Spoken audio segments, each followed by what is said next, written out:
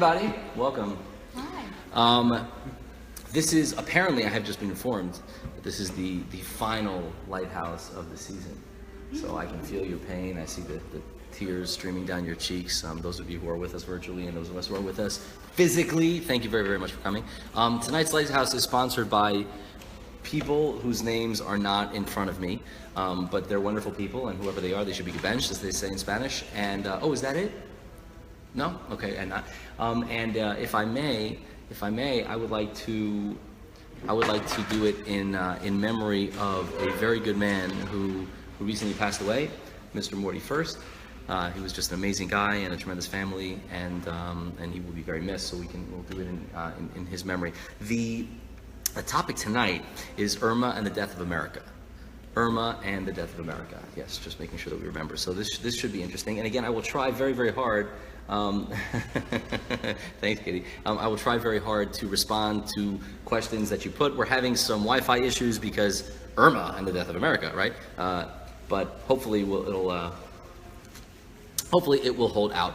So to begin, obviously everyone and their uncle has like a massive story of what happened to them over the past week and a half. That's to be, pretty much par for the course down here.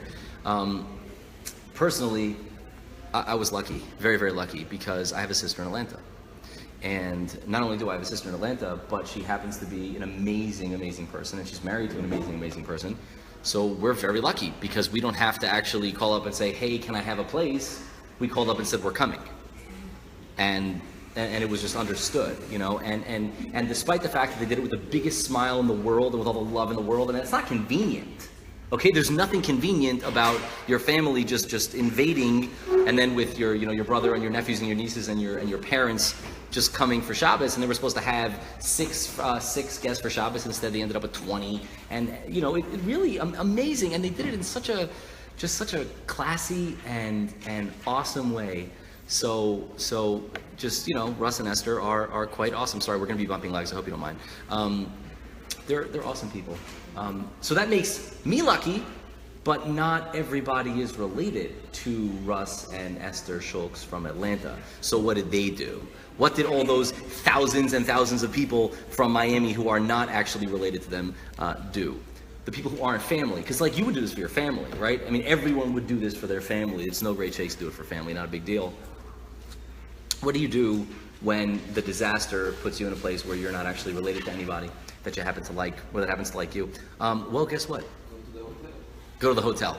Go to the hotel. When there are, right, for some people, for the first 8 million people, it's easy. For the subsequent 8 million people, it's excruciating because there's no vacancy. And actually, I had a bunch of friends that went to a hotel, and then the hotel got evacuated because the thing spun the other way, and then all of a sudden they had to leave. So it was just oh my gosh, the stuff that was going down. It was absolutely nuts. But Atlanta, the community in Atlanta did something that, I mean, I don't know how to say it in English. I'm gonna try to say it in English. They set up an army of volunteers. People, I'm not talking about people who basically had nothing to do anyway. They're unemployed, they're between jobs, they're not doing anything, they're gonna come, they're gonna help out. No. You're talking about doctors, you're talking about professionals, you're talking about mothers who have kids at home, who volunteered dozens of hours to set up hundreds and hundreds of people. And I'm talking for sleeping and for eating, make sure they have pizza on Saturday night, give programming to their kids. And these are people who are coming in very, nervous because they don't know what's waiting for them back home, and you're not going to get any news until after Shabbat, and it's going to be, and they just, oh my gosh, they did it. They had these meals in the shul with, it looked like 1,000 people. I don't know how many people were there. It looked like it was very, very high hundreds, if not 1,000 people that were there. It was amazing. It was amazing. Wow. The fact they were able to do it. So, a friend of mine was coming in also. He was fleeing, and he asked if I knew of any hotel that had vacancy over there. And I said to him, I don't know of any hotel, but I can call Rabbi Yitzchak Tendler. He's the executive director at Beth Jacob, and he can hook you up at someone's house. But my friend's a really good guy, and he doesn't want to put anyone out. So he goes, no, I want to rent a place. Whatever it costs, I want to rent a place. So I said, well, I'll ask. So I call up Yitzchak Tendler, who happens to be my cousin, As you can see, I have many, many wonderful family members. It takes a lot of good to balance out me. And I called him up and I said, look, I got this friend, he's a great dude, great family, and they're coming in and they're looking for a place. They say they'd like to rent a place. And he goes, well, like I said, please come and stay, but only for free. And I said, yeah, but he doesn't feel comfortable with that. And he goes, Shlomo, do you think you could succeed in explaining to him that they want him to come? Do you think there's anything that you could tell him that would make him understand that these people are calling me, saying, please send people to my house? How do you fathom something like that? How do you process something like that? And it's not to say, like, obviously if someone called you, if someone, knocked on your, my bad. If someone knocks on your door 10 minutes before Shabbat and they have nowhere to go, of course you're going to let them in, right? That's not like the biggest deal. Anybody would do that. But these people are mobilizing volunteers to get it organized and do it. And they did it. And they did it with the most unbelievable grace.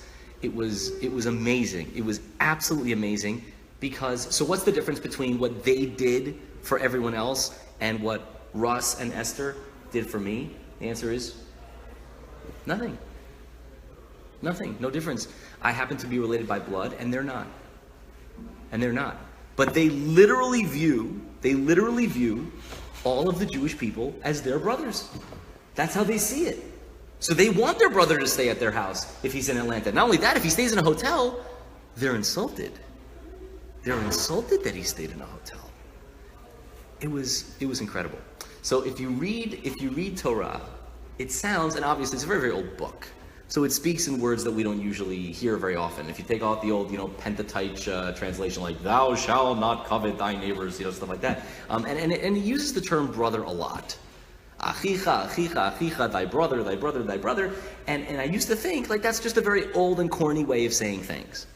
It's just very old. So if it was written in like Stalin's Russia, then it would have said comrade. And if it was Romans, it would have been like friends, Romans, and countrymen. And really all it means is that guy. That's really all it means. No. That's not what that means. The Torah means it absolutely the way that it says it. And I've seen it. And I've seen it with my eyes. And anybody who thinks that it's an exaggeration has not seen what I have seen. And I just encourage them to go to like the Beth Jacob Facebook page and see some posts, or to follow Mike Ben Melech, who was like streaming live from wherever he goes over here. Unbelievable. So I believe that it would be a terrible waste. It would be a tragedy to allow a disaster to happen without growing from it. If a disaster has to happen, let's use it as a tool to grow from. So the first thing that I learned, that I saw that moved me over this past week was, what's up, Yoni? The first thing that moved me was just the community and seeing the way that they responded with love and action and excitement. And like there were people running out from the Kiddush saying, oh, you're from Miami, come, I have a drink for you. And go, you're from Miami, come, your kids have groups over here. It was so inspiring. It was so inspiring. And actually the second edge of that sword was, I thought to myself, oh my gosh, if the situation were reversed, like would we have stepped up to the plate in a similar fashion? Right? Probably not.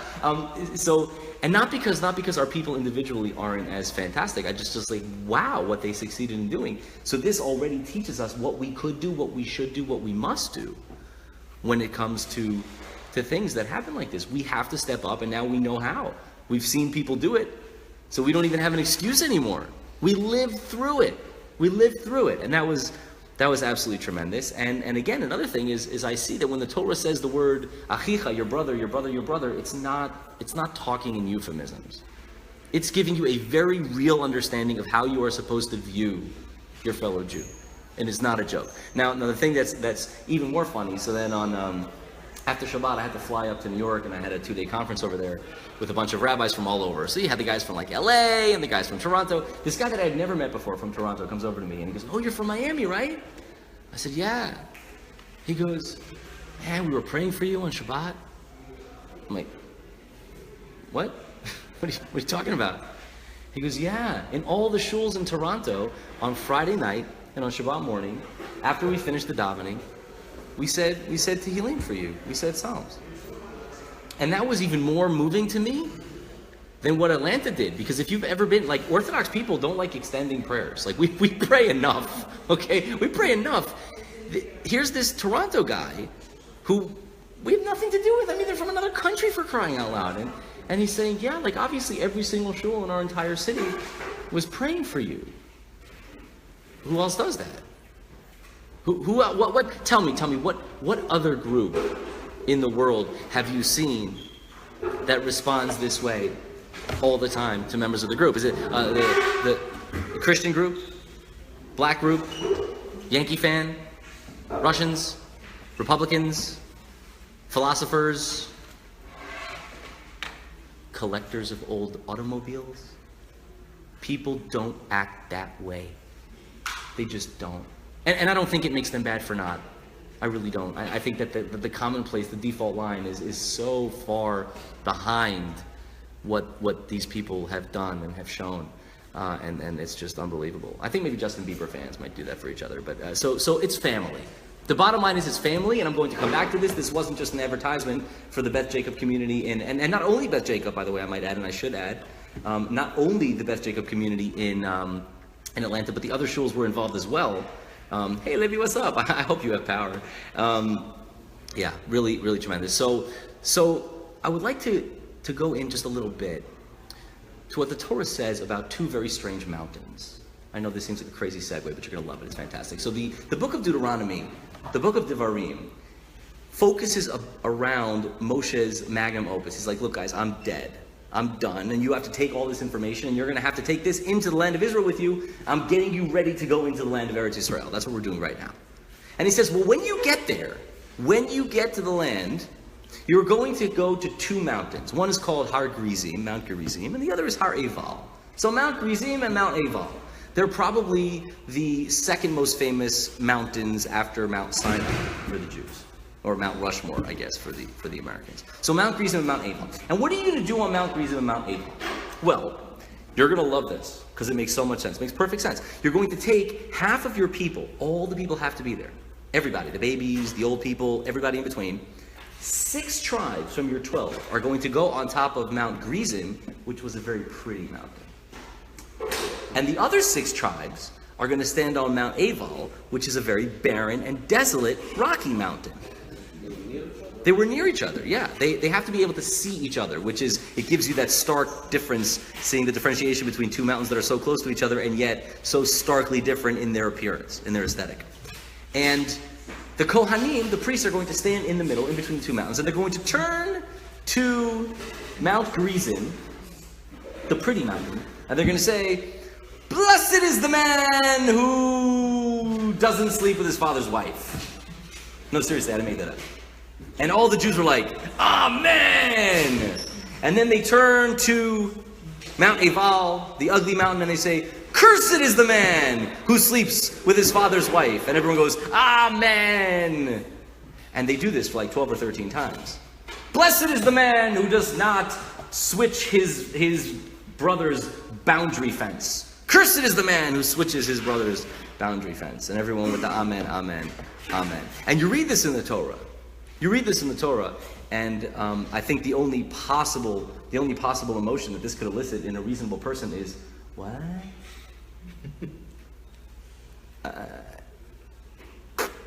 Why? I get ceremony. Don't get me wrong. I like ceremony. I love the NFL. I love when like the F-16s shoot over, and the fireworks go off. That's beautiful. I'm down with that. I'm cool. But would you seriously drag the entire nation and have them go through this religious rigmarole? Like I'm a fraternity brother. So, hey. So, when you're being inducted into the fraternity, you have this whole ceremony with the robes and the fire. You know how it is. You've seen the movies, right? You saw an Animal House. So, I get it. I get why ceremony's cool, but why would you drag the whole nation onto two mountains and start talking about like random blessings and random curses? It seems like a very strange thing to do. Furthermore, you don't have to write about it in the Torah. I mean, I'm sure that these people experienced many things that we're not going to experience, and that's fine. They lived 3,000 years ago. Why would you record in the Torah this bizarre mountain ceremony? I mean, it sounds very like Native American. Very, very rain dancey, what's going on there with these blessings and curses. Awfully, awfully strange. Not to mention, so you really have two possibilities. Possibility number one is it's a magic ritual. It's a magic ritual, right? God knew that in order for the Jewish people to enter into the land of Israel, they needed magic mountain power. And in order to harness magic mountain power, you need Green Mountain and Brown Mountain. And when they come together, they become the Power Rangers. So we need 6 here and 6 there. That's one possibility. And the Torah wants to record that so that you will understand the magic Power Ranger stuff that the Jews did when they came into the land of Israel. That is one possibility. There's another possibility. The other possibility is that it was meant to be meaningful. And if it's meant to be meaningful, like every ceremony, secular ceremonies are meaningful also. When George Washington took the oath of office, was he wearing his bathing suit? I think not. He was obviously wearing a very specifically tailored thing for the occasion, and the words that he said were mapped out, and to whom he said them was mapped out. And when you take an oath on a Bible, that's specific, right? You don't take an oath on a dollar. You don't take an oath on a Coca-Cola can, you don't take an oath on a hamburger, and you don't take an oath even on a football. You take an oath on a Bible, and that is meaningful, at least to the people who instituted the idea. I'm not saying that things necessarily translate. So ceremonies are supposed to be meaningful. If ceremonies are supposed to be meaningful, well, then that would be an excellent reason to record it for posterity, wouldn't it? Because the people who were there experienced it, but you weren't there. And therefore, possibly, the Torah it's not telling you anything magic whatsoever. The Torah is saying, I want you to understand what the people of the time had to experience. Well, if that's the case, then it makes a lot of sense that it would tell you. We just have no idea what it is that they're trying to convey. The point is still very foggy for us. But at least the notion would be logical. And I'll prove to you that that's clearly what's going on. It's clearly what's going on, because it's explicit in the text. It's explicit. Because when Moshe starts telling the Jews about this brit, about this covenant that they were instituting on that day, he says, Lo itchem levadchem anochi korei ta brit hazot ve'et ha'ala hazot. Not only with you 3,600,040, I don't care how many people, okay, that's really irrelevant. It was a lot of people, it was many people. Not just with you guys, that you're all here, I am making this covenant, but even those who are not with us today. So it's like you ever go to the wedding, right? And the rabbi gets up and he says, oh, I feel the spirit of Grandpa Schwartz. He was such a wonderful man. I feel his spirit. Is that what it is? Moshe was saying, oh, the forefathers are here, and it was a nice, happy, he wanted to get more money out of people. You know, it's great for donations if you can, right? That's possible. Or, no, obviously that's not what he was talking about. You know what he meant? You! He meant you! The people aren't with us today. Why aren't they with us today? Because they're not going to be born for 3,000 years. They're millennials. I'm not even sure that Moshe really understood what a millennial was, but I'm still trying to figure it out. If that's the case, then again, very, very simply, you see that the Torah is saying, I'm showing you, I'm highlighting what happened on Har Gerizim and Har Eivel so that later generations will understand, so that later generations will experience. Which means that it's for us to try and figure out what the heck the message is. And that's really that's the problem. Like, why are you doing this whole thing? But don't worry. I have good news. It gets much worse. It gets much worse. Because the strangest thing that they did on that day was not the mountain game.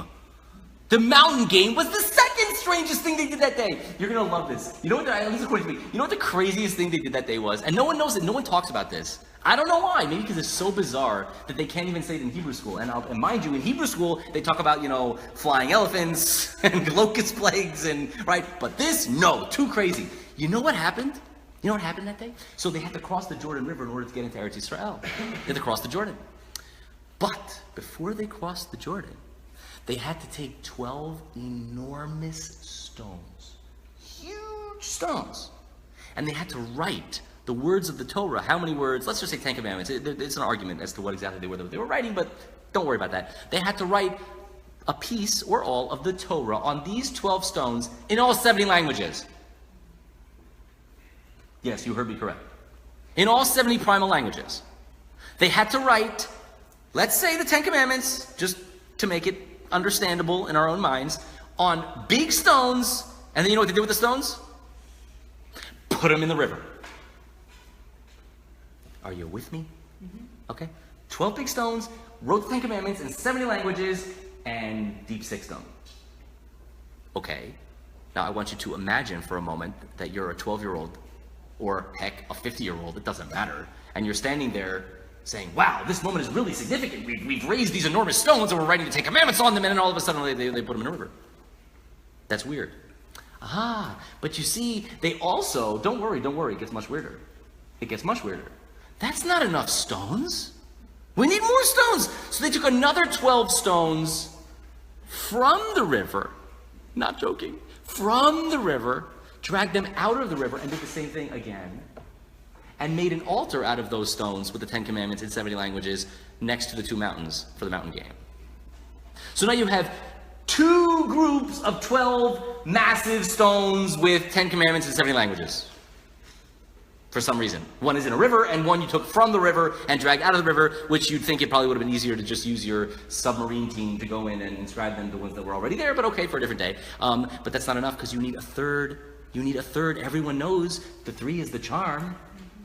They had a third set of gigantic stones. What'd they do with them? Exactly right. That's right. Same thing. They wrote the 10 Commandments on them in 70 languages, and they took it to the first hotel that they stayed that day. 3 sets of stones. You're the 12-year-old. You're standing there, and you're like, okay, Mom, when do we get to eat? When is it food time? And Mom's like, 1 second, honey, we have to finish with the stones. I thought we finished with the stones. No, we needed to do it again. And then we were finished again. I mean, that's a real head scratcher. You have to admit that that's just crazy. What are they trying to do? It's bizarre. It's bizarre. One more thing. And then I'm going to need some more Diet Coke. Pardon me. The Torah says something very strange here. Torah says, allow me, please. Torah says that Moshe turns to the Jewish people. Moshe, you're very welcome. Moshe turns to the Jewish people and he says, Haskesu Shema Yisrael, which loosely means shut up and listen.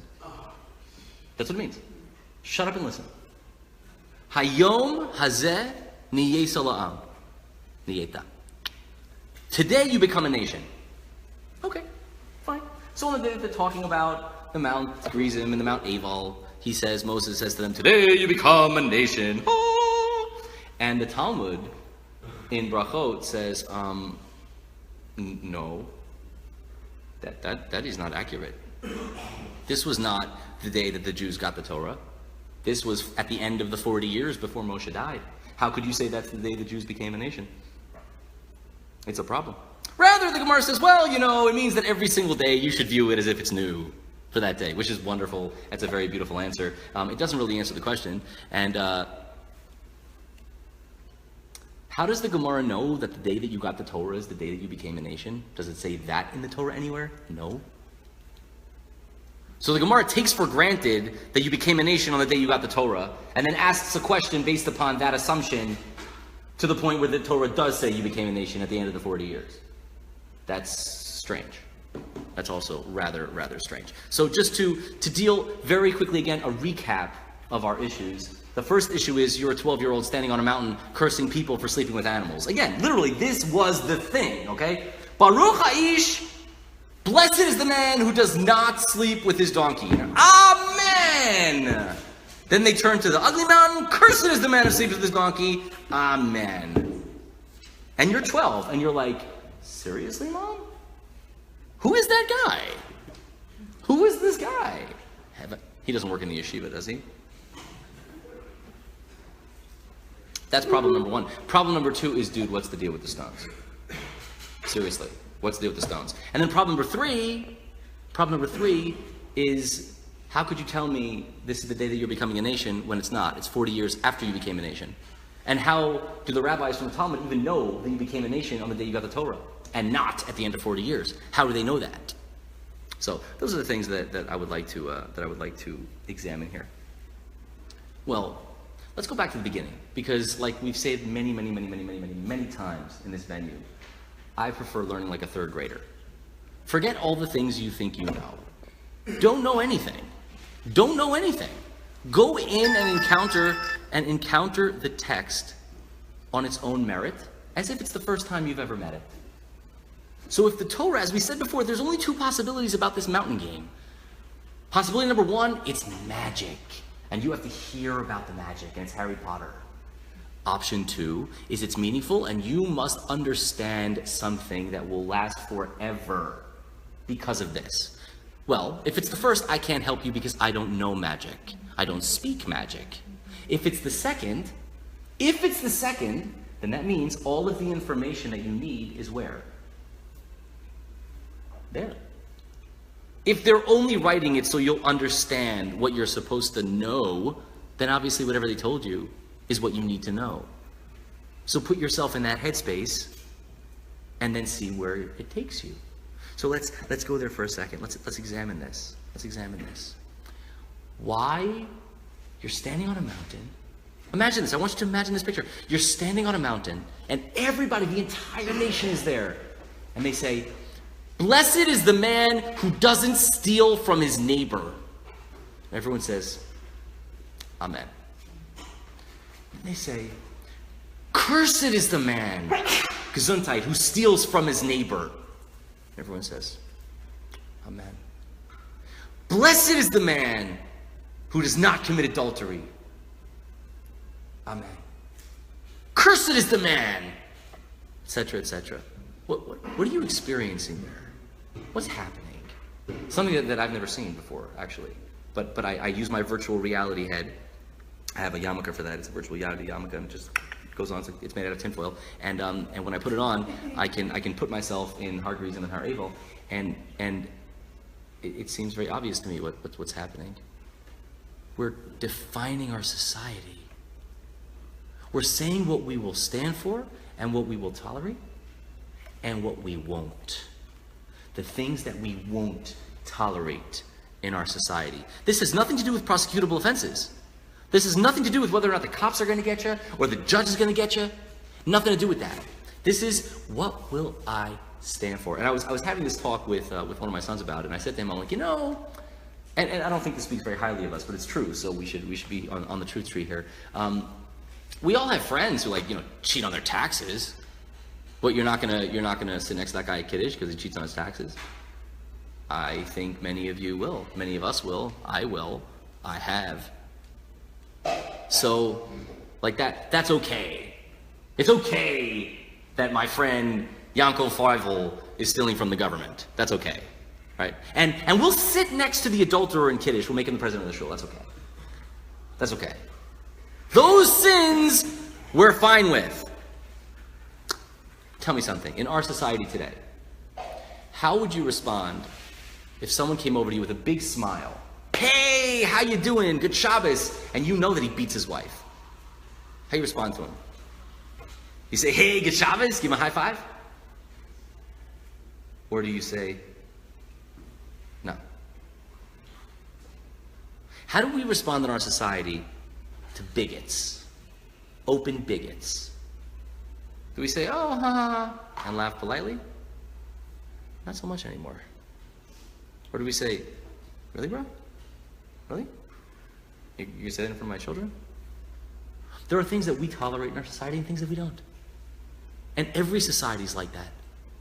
The problem is they tend to be somewhat arbitrary, and they're ill-defined, and therefore they will move all the time.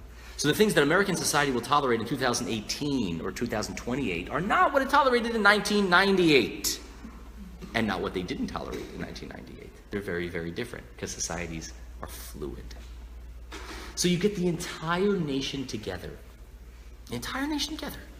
and you stick them in a place where you can see with your eyes the aesthetic representation is so glaring that you cannot possibly fail to recognize how we feel about these people.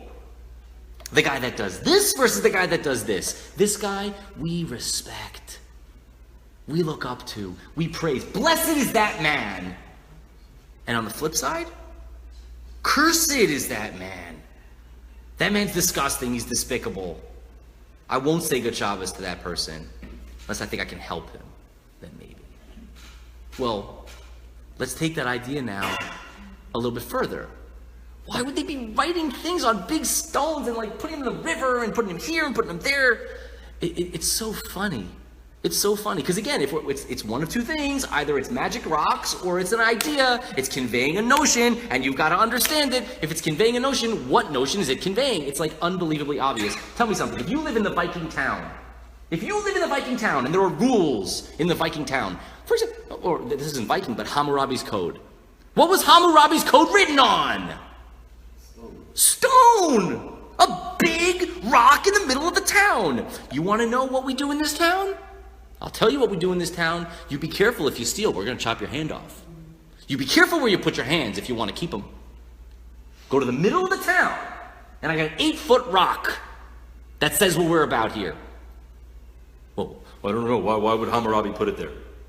Asked no one ever. It's obvious why he put it there. See, but Jews are a little more difficult than other Mesopotamian peoples. It is impossible to ignore. The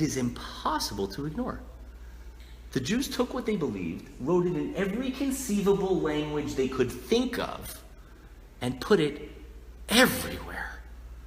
They stuck it in the river so that if by some fluke ISIS would come and bulldoze the evidence and say, never happened. Really? Put on your scuba gear, we're going swimming. They sunk it in the river. For crying out loud, I mean, is that not how much more extreme can you get about what you feel matters? You sunk it in the river. You made it into the altar of your society, and then you brought it with you to the first night when you stayed in the new land, in your new society. I mean, that's powerful. That's powerful. So it's a really cool thing, because the Talmud does say that something very interesting and something very unique happened at Mount Gerizim and Mount Ebal that had not happened before. You'll notice we asked 3 questions. Let's go over them very, very quickly. First question was, what the heck is the deal with the 2 mountains, right? Mountain Power Rangers. What's the deal with the stones was question number 2. Question number 3 was, when did they become a nation? Did they become a nation when they get the Torah, or did they become a nation on these mountains? Can't be both, right? Of course it's both. You think nations are built in a day? You sign a piece of paper that says Declaration of Independence, and then all of a sudden you're a nation, poof. No. Nations grow organically. They have a trajectory, and the truth emerges from it. The first, most basic element of nationhood is a common law. Because if we don't have the same rules, then we're just walking around the same place. We're not a nation. We're the Navajo and the Sioux and the Utes, and we all live on this continent. That's not a nation. The nation of Navajo all had the same laws. Every nation has laws. The rabbis say, when you got your laws, now you're a nation. That's the day you got the Torah. But you know what changed at the end of the 40 years when they went onto these 2 mountains over here? They accepted upon themselves a totally new element of brit, of covenant. And that was what we call arvut. Does anyone know what arvut means? What does arvut mean? Sure. Be responsible for each other. That's right. To be responsible for each other. See, if you follow all the rules in your house, and the guy next door is doing terrible things, and you allow that to happen without saying anything, what kind of society do you think you're going to live in 30 years? What's wrong with you? What do you think is going to happen if you don't express outrage when people do outrageous things? The answer is, you're going to live in anarchy. Your society will crumble to Sodom and Gomorrah. You are responsible for your neighbor. Now, does that mean you go and throw rocks at him for driving on a Saturday? No, only idiots do that. That's not effective. That's foolish. That's foolish, counterproductive, counterintuitive, unkind, and a whole slew of other things. That's not what you do. You speak to people. You talk to people. Do you know the term in Hebrew for rebuke? How do you say that? rebuke, to say that someone did something wrong. In Hebrew, it's leochiach, tochacha. The word tochacha means to prove. You don't come, the word in Hebrew isn't to come and say you did something wrong. That's ridiculous. The word in Hebrew is show, prove to someone what the truth is so that now they can be on the same tree as you. That's the idea. The idea isn't you did something wrong. The idea is, hey, this is a better behavior. You're responsible for everybody in your nation. Your nation is your brothers. Your nation is your brothers. And if you view them like family, you care very much if your brother's doing heroin. You may not care if some guy that you've never met is doing it, but if your brother's doing it, you care very much. Well, you better care. Because if you stop caring about this brother, 1 will become 10, will become 100, will become 1,000, will become 1,000,000, will become some places that we've seen before. Now, if that's the case, Moshe says, guys, shut up. Why does he say shut up and listen? Everywhere else, just Shema Yisrael, listen Israel. Here it's haskate, shh, quiet. Why is he saying that? He's saying everything you think until now, stop. Stop. Be quiet. Stop talking and just listen. Up until now, it's listen. I'm giving you more information and more information and more information. When you are given a stop, it means halt the way that you've been processing things until now because you have to go in a different direction. Something is changing here. You know what's changing? You're no longer individuals who have laws. You're now a nation.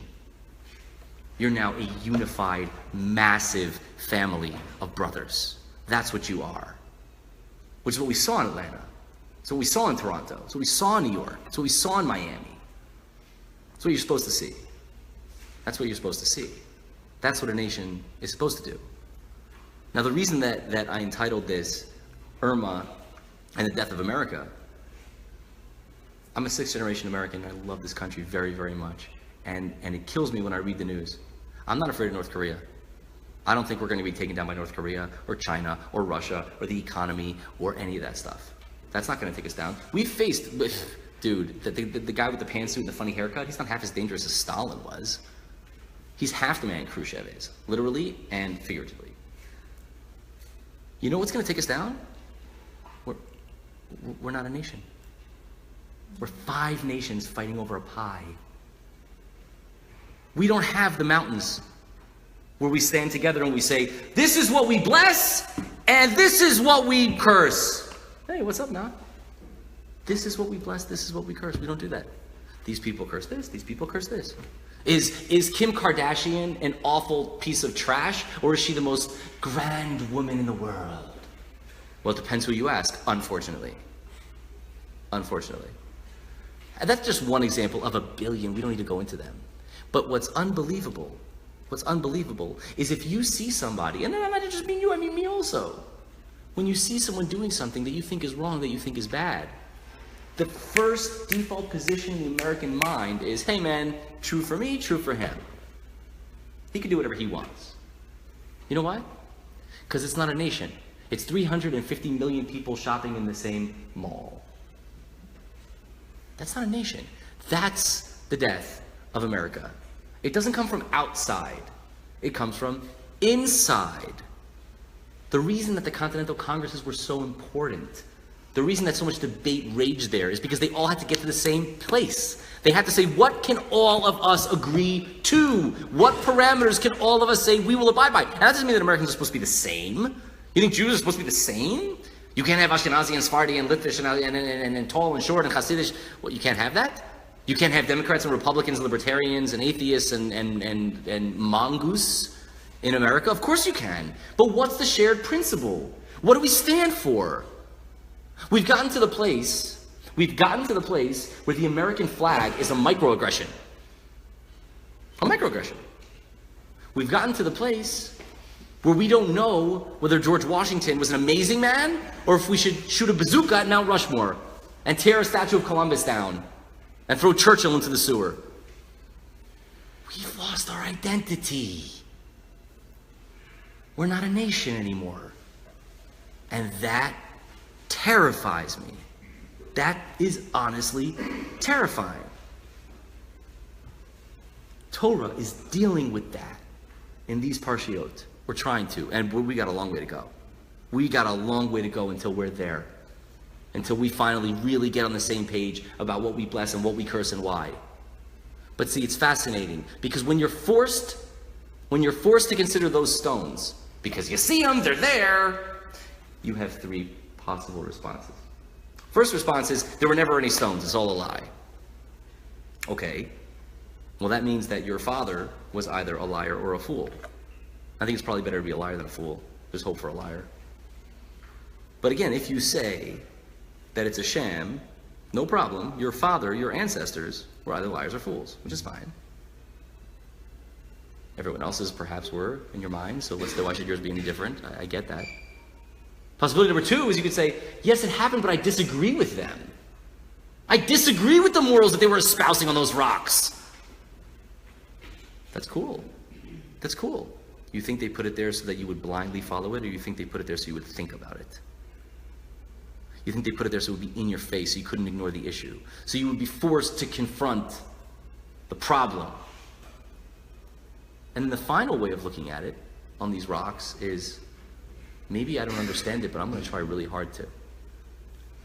These are three views that you hear about Torah all the time. All the time. Walk around, make a phone call to your friend, look on your Facebook. You will hear these three views all the time.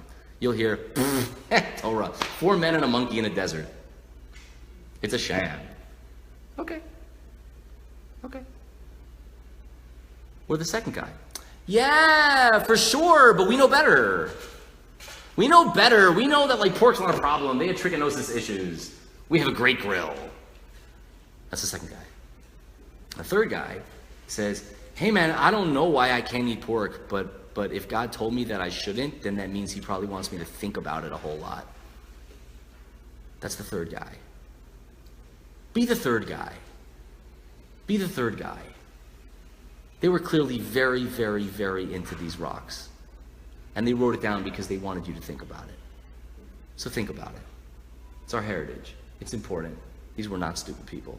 They were amazing. And just to leave off, I haven't given up on the Jews, and I haven't given up on the Americans. I think that we need to have conversations. We need to have conversations, not just with people who we agree with. We need to have conversations with people who we argue with, and we need to hear them. We need to listen to what they're saying, which hurts. It really does. That's visceral. You understand, if you ever watch a football game, if you're watching, so I watch with my son. My son is a Seahawks fan, don't ask me why, he just is. And we're watching the Packers-Seahawks game. And the ball goes up, and Sherman, and Sherman hits the guy, and the ref throws a flag, and all the Seahawks fans say, what are you talking about? That wasn't a foul. That was no pass interference. And all the Packers fans go, PI! You think they're lying? No one's there is lying. You have 50 million people, well, not really, 18 million. You have 18 million people around the country watching the game. No one is lying. 9 million Packers fans saw a pass interference, and 9 million Seahawks fans saw a great play. Because you're programmed that way. You're a human being. You're a meat bag. Of course you're going to see things that way. So when you hear things that you don't like, it's going to bother you. Embrace it. Embrace that. That's the greatest feeling you can ever have. That's the feeling. You know how the Marines say pain is just weakness leaving the body? The pain that you feel when you're talking to someone with whom you disagree, that's weakness leaving the body. You don't have to agree. Just listen. Understand. At the end of that conversation, you will be changed. Guaranteed. Either you'll say, hey, wait a minute, I just learned something that I didn't know. Maybe they're right. Or you'll say, I feel much stronger with my position now that I've heard the other side and I realize that it's much more solid than I thought it was. Engage. The nation has to come together with the things that we applaud and the things that we disdain. Have a tiva v'chatima tova, a beautiful, as we say in Yiddish, a Shana tova mutuka, and tip the apple and honey. Peace and love.